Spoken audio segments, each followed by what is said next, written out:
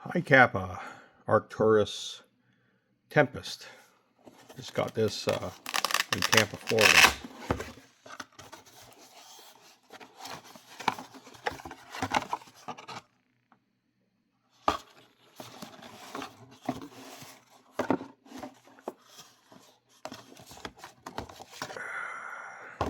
So what do you get? You get the gun, some tools, some of these items here, springs and Allen wrenches and some O-rings. Let's set this aside. I had the guys at EVIC fire this on their chrono, and it was shooting around 305 feet per second, which is pretty good. One of the guys said he has a high Kappa also. It looks a little smaller than this. This is a pretty good weight. It's all metal. This is metal, metal, metal. The only thing I think that's plastic is this, but these frames can come off and the metal behind it, I can tell it's metal underneath. Clip. This is an extra clip I bought. They come with only one clip. This is the original clip. I've already loaded it. It's the loading is pretty neat. You'll pull this back. There's a clip here. You pull this back, and I wish they had a locking mechanism here on the bottom. Sometimes they do, but then oh, this one's not as nice as the original one. This one you have to load within this gap. You see this? It tapers, so the BBs can fall inside this little section. So you have a very small section to load the BBs in. You can load them from the top, but I was told you probably don't want to because there's some rubber bumpers here that keep the BB intact. Because when you load this up, the spring will push the BBs up this channel and then force it up here so it's ready to reload the next shell. But if you load it up here, you might wear this out, and then you're going to have to replace this because it's not going to hold the BBs anymore. But you can see here the gap is really short here. If you compare it to the Arcturus factory, it's longer. So when I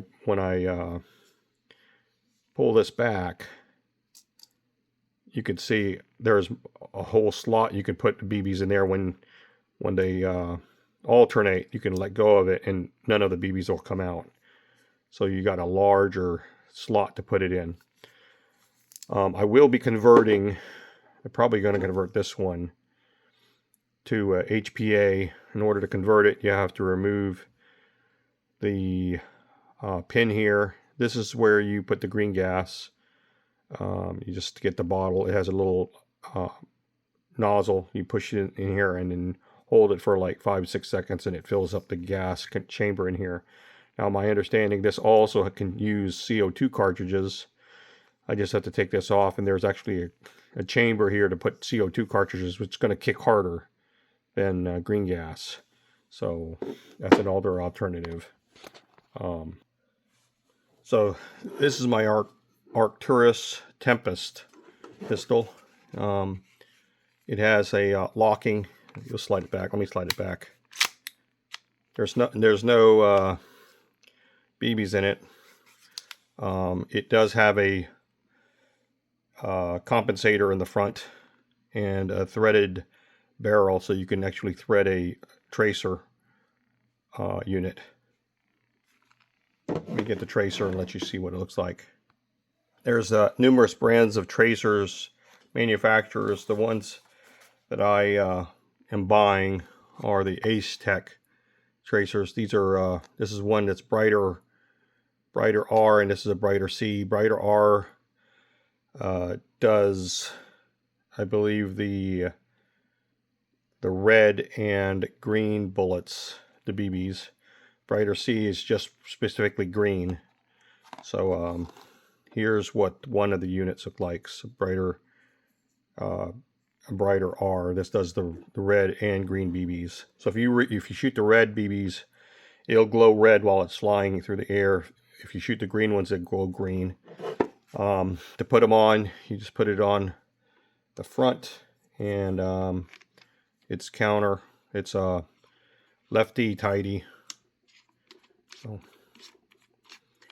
there you go. It's on, and that's what the gun looks like. Let me put this one I've already charged it with green gas. Here's a bottle of green gas. It was $12, $11.95 from Evic. You just take this cap off, and you see that nozzle. You'll turn this upside down, and you'll put the plunger right in it, and just depress it, and it'll fill it up. Hold it for 5 seconds. It should fill it up. So I've already filled it up. You want to keep them filled, or put some of this in, especially the one with. Not sure if this one says it, but it is noted. I was told to get this one because it has oil. You want the green gas with oil in it because it lubes up the seals. But I'll show you what it sounds like when you put it on there. So that it's in, hammers down. I think it'll fire. Let's do this. There's no BB in it. Nothing here. Okay. Okay, so put this in, slide the rack, and it had serrated front and rear, so it's nice. It will lock in when there's no bullets, no BB, so it's telling me there's nothing there. Now I'll fire it, so you can tell.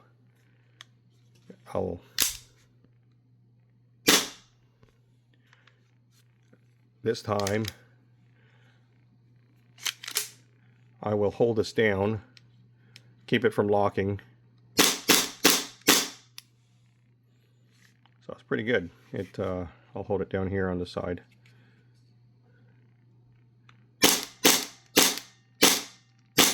Yeah, it kicks pretty good.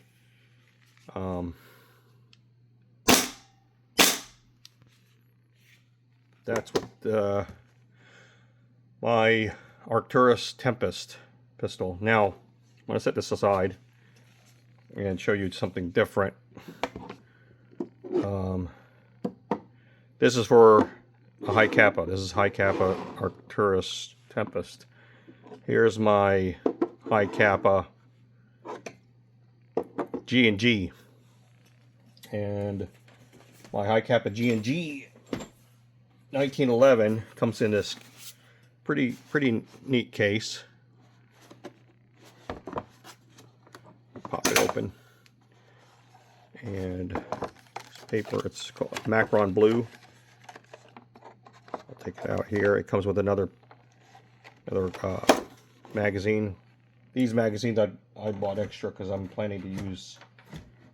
I don't want to.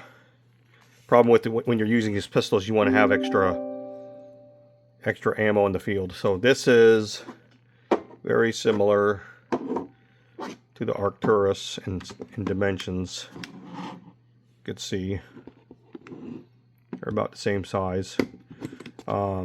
Difference is the Arcturus is all metal frame, and the G&G is polymer, mostly polymer. This is polymer. This is a TM compatible, Tokyo Marui compatible, so that's a big thing in airsoft because the Japanese were really the leaders in this type of munition gun, airsoft gun.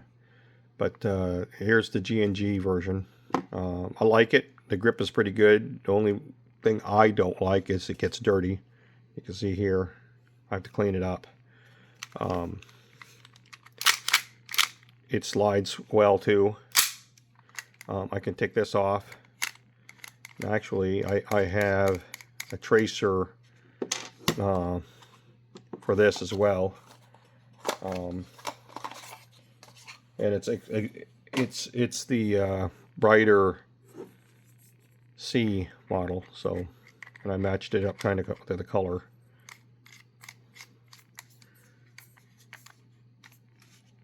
There. And as for kick, I think it's pretty similar to the Arcturus. There's no ammo in here. I'll load it up. rack it. Notice it doesn't lock. There's no bullets. It doesn't lock. I'm going to dry fire it on the ground. Oh, there was a bullet in it. Okay. So it doesn't lock. You can actually, you don't have to, it won't lock up. So,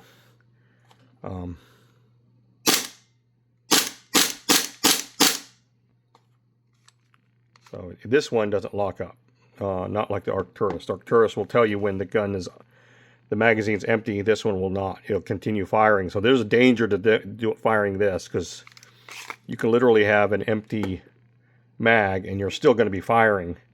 So the only way you're going to determine that you're out is with this tracer unit. You won't see any bullets flying through the air. So you'll want to make certain you're using the glow-in-the-dark BBs. Otherwise, you're going to be firing thinking you're shooting BBs, but you're not. But there's my 2 pistols. I have 2 more. I want to just show you these real quick. SIG P365. SIG 365 is very realistic in the size of a real one.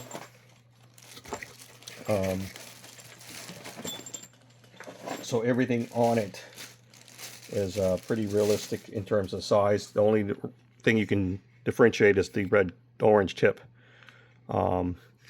This also has a clip. This one is empty. This is running on CO2. You have to take this cover off with an Allen wrench and put a new CO2 in it, but it kicks as well. So it locks. That's the locking position. So let me pull the trigger. It's a longer pull, so it's not as